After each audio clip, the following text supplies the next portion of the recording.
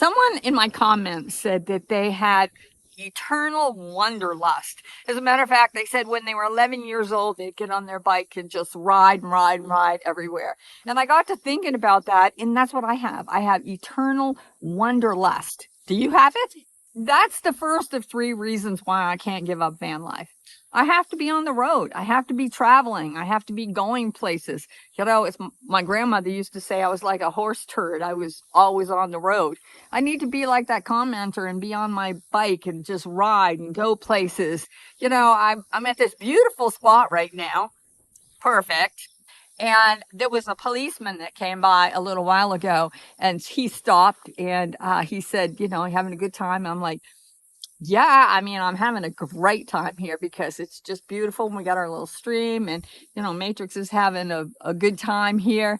And I realized that I have to be on the road somewhere all the time.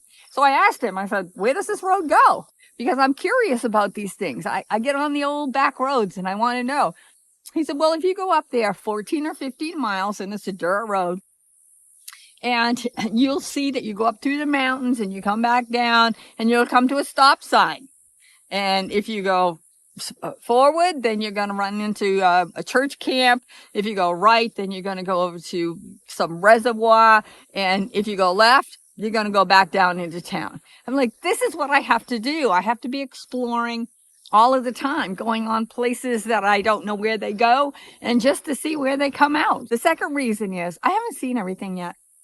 People say to me in the comments, well, have you been here? Have you been there? Have you seen this? And I'm like, no, I haven't. I mean, I've been to a lot of places. I've been to national parks. I've been to just this beautiful scenery places, but I haven't been everywhere. And I want to see more things. And so the only way I know to do that is to keep on living in a van and traveling around and going places that I don't know where they are, and just looking around and seeing all of the beautiful scenery.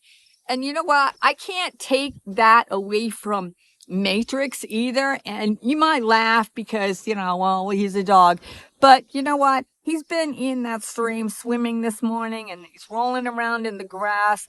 This dog has been a van life dog since he was just under 2 pounds. He's been a van life dog.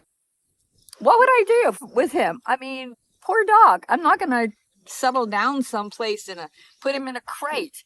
I can't take that away from him. By the way, you know I don't like wind, but this is more of a breeze.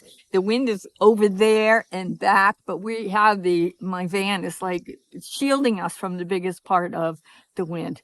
And so that's what's another reason why this is our perfect place. But the third reason is that, well, what would I do? Where would I settle down? People said, well, you know, you should settle down over here. And I'm like, okay, well, let me think about that. If I was going to actually settle down somewhere, where would it be and what would it have to be like? And so this was my perfect place. It would need to have a bubbling brook. It would need to have some pine trees that have pine needles on the ground. It would need to have some aspens because I think they're beautiful. And it would need to have, somehow a little bit of desert in it because I love the desert. And the last thing would be, it'd have to be 75 degrees all year round. No snow, no heat. Just perfect temperature. Now, if anybody knows of a place like that, please let me know because I will head right there and see what I can do to maybe settle down for a little bit.